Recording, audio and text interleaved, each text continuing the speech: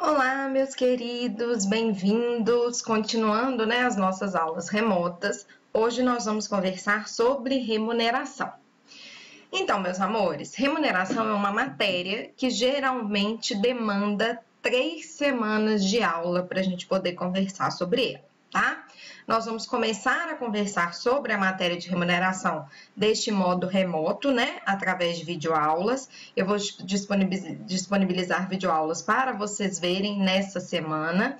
E aí, posteriormente, a partir do dia 31, se nós voltarmos às nossas aulas presenciais, aí a gente continua a remuneração presencialmente. Se por algum acaso, esse sistema remoto venha se estender, a gente continua a matéria de remuneração através das videoaulas, beleza? Meus amores, eu disponibilizei para vocês, tanto no SGA quanto no Canvas, tá? O slide de remuneração, e eu peço que vocês me acompanhem aí no slide de remuneração, ok? Vamos passar então. Nós vamos entrar aqui na introdução da nossa matéria sobre remuneração. Olha aí, o próximo slide, ele nos fala, Peraí que aqui não tá passando. Agora passou. O nosso próximo slide, ele nos fala o seguinte. Na relação empregatícia, gente, eu tenho de um lado o empregado, que ele assume uma obrigação de fazer, não é isso? Que é a obrigação de prestar serviços. E de outro lado, eu tenho o empregador, que assume uma obrigação de dar, que é uma obrigação de dar coisa certa, que é o pagamento dos salários do empregado. Quando a gente fala da remuneração, nós estamos falando especificamente no elemento de onerosidade da relação de emprego. Lembra dos 5 elementos da relação de emprego? Copas, continuidade, pessoalidade, alteridade, subordinação, Aqui, então, o onerosidade vai se referir ao que nós vamos começar a conversar a partir da nossa aula de hoje. Gente, é importante que vocês saibam que pelo menos 30% do salário do empregado deve ser pago em dinheiro, tá? Isso porque o empregado ele é livre para decidir como que ele vai gastar aquele valor que ele recebe. Se ele recebe tudo em utilidades, isso pode ser uma forma de se configurar o trabalho análogo ao escravo. Por isso que a legislação ela veda o truck system. Nós vamos ver mais para frente o que vem a ser esse truck system, mas o truck system, gente, é quando o salário quando o empregado, na verdade, não tem liberdade de escolha em como ele vai gastar esse salário. É muito comum a gente ver, esse tipo de truck system, esse tipo de sistema em empregados que trabalham em fazendas afastadas e eles acabam tendo que fazer as suas compras, comprando tudo aquilo que for de necessidade básica dentro dessas fazendas. Aí, geralmente, naquela vendinha que tem dentro da fazenda, ele tem uma conta e aí quando ele vai receber o salário dele, o empregador chega e fala: ô, seu João, não tem salário esse mês não, ó, você gastou demais na vendinha. Só que ele não tem nenhum tipo de controle do que ele acaba gastando nessa venda. Então acaba que ele perde a autonomia sobre como ele pode gastar esse salário, tá?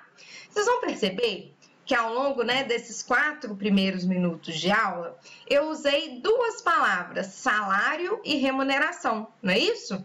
E muitas vezes a gente utiliza essas 2 nomenclaturas, salário e remuneração, como se sinônimos fossem. Mas é muito importante que a gente desmistifique essa ideia, porque salário e remuneração não são sinônimos para a nossa CLT, ok? Quando a gente entra no 457 da CLT, a gente passa a entender qual que é a diferença entre salário e remuneração. Porque o 457 ele me diz o seguinte: compreende-se na remuneração do empregado, para todos os efeitos legais, além do salário devido e pago diretamente pelo empregador como contraprestação dos serviços, a gorjeta que receber. Então, gente, a partir da leitura do artigo 457 da CLT, é possível nós diferenciarmos o que é salário e o que é remuneração, tá? Salário, então, gente, seria aquele valor, seria a contraprestação que é paga diretamente pelo empregador ao empregado, em virtude dos serviços prestados.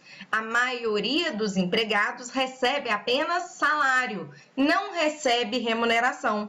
Porque a remuneração, gente, já é a soma do salário, que é a contraprestação paga diretamente pelo empregador, mais valores que são pagos por terceiros em virtude daquela prestação de serviços, tá? Quais são, gente, esses valores pagos por terceiros em virtude desta prestação de serviços? O mais conhecido, né? O valor mais conhecido são as gorjetas. Mas a parte da doutrina que entende também, tá? Que as gueltas seriam valores pagos por terceiros que teriam natureza remuneratória. Nós vamos conversar um pouquinho mais sobre isso depois que a gente introduzir a gorjeta, tá? Nós vamos falar mais um pouquinho sobre o que vem a ser as gueltas. Só então, gente, para a gente finalizar esse tópico, eu estou preferindo fazer aulas menores, eu acho que chama mais a atenção de vocês. Vamos lembrar, então, que salário é aquilo que é pago diretamente pelo empregador ao empregado, tá? Em virtude dos serviços prestados. Já a remuneração seria a soma. Remuneração seria o salário mais gorjeta. Então, remuneração, o empregado que recebe remuneração é aquele empregado que, além de receber salário, ele também recebe valores pagos por terceiros em virtude da prestação de serviços. Hoje em dia, nós entendemos que esses valores pagos por terceiros, que têm natureza remuneratória, então, portanto, vai integrar as demais verbas, né, para o cômputo ali do salário, da remuneração, são as gorjetas. Nós vamos conversar um pouquinho também sobre as gueltas, ok? Gente, continuem aí, porque no nosso próximo vídeo nós vamos conversar especificamente sobre as gorjetas e sobre as gueltas. Até daqui a pouquinho.